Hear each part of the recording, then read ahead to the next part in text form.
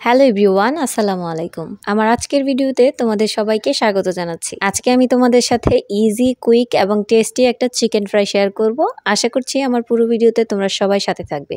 প্রথমে এখানে আমি 500 থেকে 600 গ্রামের মতো মুরগির মাংস নিয়ে নিয়েছি। এখানে আমি ব্রয়লার মুরগির মাংসটা ব্যবহার করছি। আর এই মুরগির মাংসটাকে আমি ছোট ছোট করে কেটে তারপর পরিষ্কার করে ধুয়ে পানিটাকে একেবারে ঝরিয়ে নিয়েছি। এখন এর মধ্যে 2 চামচ পরিমাণ দিয়ে দিচ্ছি আদা এবং রসুন বাটা, আর এবার দিয়ে দিচ্ছি স্বাদমতো লবণ। এখন এর মধ্যে হলুদ গুঁড়া, মরিচ গুঁড়া আর জিরা গুঁড়া দিয়ে আমি দিয়ে দিচ্ছি 2 চামচ পরিমাণ কর্নফ্লাওয়ার। এখন 1 চামচ পরিমাণ ভিনেগার আর 1 চামচ পরিমাণ লেবুর রস দিয়ে দিচ্ছি 2 চামচ পরিমাণ সয়া সস। এখন দিয়ে দিচ্ছি 1 টেবিল চামচ পরিমাণ টমেটো সস আর সাথে দিয়ে দিচ্ছি 1 টেবিল চামচ পরিমাণ সরিষার তেল। এবার এই চিকেনটাকে আরও বেশি টেস্টি করার জন্য আমি এখানে একটা ম্যাজিক মশলা দিয়ে দিচ্ছি। আর এই ম্যাজিক মশলাটা ব্যবহার করা একেবারেই অপশনাল, চাইলে দিতে পারো, না চাইলে নাও দিতে পারো, কিন্তু দিলে বেশি ভালো লাগে। এবার এই সবগুলো উপকরণের সাথে চিকেনটাকে আমি খুব ভালো করে ম্যারিনেট করে নিচ্ছি। আর যখন এই চিকেনটাকে খুব ভালো করে মাখানো হয়ে যাবে তখন এটাকে আমি রেস্টে রেখে দিচ্ছি 20 মিনিটের জন্য। তোমরা চাইলে এটাকে আধা ঘন্টা বা 1 ঘন্টার জন্য রাখতে পারো, কিন্তু আমি এটাকে চটজলদি তৈরি করছি তাই 20 মিনিটই রাখছি। আর এইদিকে আমি ম্যারিনেট করা চিকেনটাকে কোট করার জন্য 1 কাপ পরিমাণ আটা নিয়ে নিয়েছি। এবারের মধ্যে স্বাদমতো লবণ আর 1 প্যাকেট পরিমাণ ম্যাজিক মশলা দিয়ে অল্প একটু মরিচের গুঁড়া দিয়ে দিচ্ছি। এখন এই শুকনো উপকরণগুলোকে খুব ভালো করে মিক্স করে নিব। এখন কিন্তু সবগুলো শুকনো উপকরণ খুব ভালো করে মিক্স করা হয়ে গেছে, আর এইদিকে আমার চিকেনটাও খুব ভালো করে ম্যারিনেট করা হয়ে গেছে।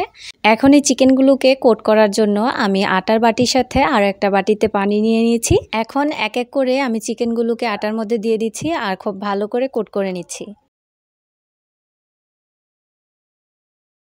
আর দেখতেই পাচ্ছ খুব ভালো করে কোট করা হয়ে গেছে। এবার পানির মধ্যে আস্তে করে চিকেনটাকে রেখে চিকেনের গা থেকে পানিটাকে পুরোপুরি ঝরিয়ে তারপরে আবারও আমি আটার মধ্যে দিয়ে দিচ্ছি। এখন আবারও এটাকে ডাবল কোট করে নিলাম, আর দেখতেই পাচ্ছ এটা খুব ভালো করে কোট করা হয়ে গেছে। ঠিক এইভাবে করেই আমি সবগুলো চিকেনকে কোট করে নিয়েছি। দেখতেই পাচ্ছ, দেখতে খুব সুন্দর লাগছে। এবার এক এক করে সবগুলো চিকেনকে ভেজে নিচ্ছি। এর জন্য আমি আগেই চুলার মধ্যে একটা কড়াইতে তেল গরম করে নিয়েছি। এবার এক এক করে সবগুলো চিকেনকে এর মধ্যে দিয়ে দিচ্ছি। আমি প্রথমবারে অর্ধেকটা পরিমাণ চিকেন এর মধ্যে দিয়ে দিলাম। এখন এই চিকেনটাকে উল্টে পাল্টে দুপাশ খুব ভালো করে লালচে করে ভেজে নিলেই হবে। আর দেখতেই পাচ্ছ এক পাশ খুব ভালো করে লাল হয়ে গেছে। এবার এটাকে উল্টে পাল্টে খুব ভালো করে লালচে করে নামিয়ে নিলে আজকের এই মজার ক্রিস্পি চিকেন ফ্রাইটা কিন্তু একেবারেই রেডি। আর দেখতেই পাচ্ছ চিকেনগুলো খুব ভালো করে লালচে হয়ে গেছে। এবার এটাকে নামিয়ে নিচ্ছি। আর বাকি যে চিকেনগুলো আছে সেগুলোকেও ঠিক এইভাবে করেই ভেজে নিব। দেখতেই পেলে আমার ঘরের সবার পছন্দের এই চিকেন ফ্রাইটাকে আমি খুব সহজেই কিভাবে তৈরি করে নিলাম। তোমাদের কাছে যদি আমার আজকের এই চিকেন ফ্রাইটা ভালো লেগে থাকে অবশ্যই তোমার পরিবারের সবার সাথে শেয়ার করো। এবার তোমাদেরকে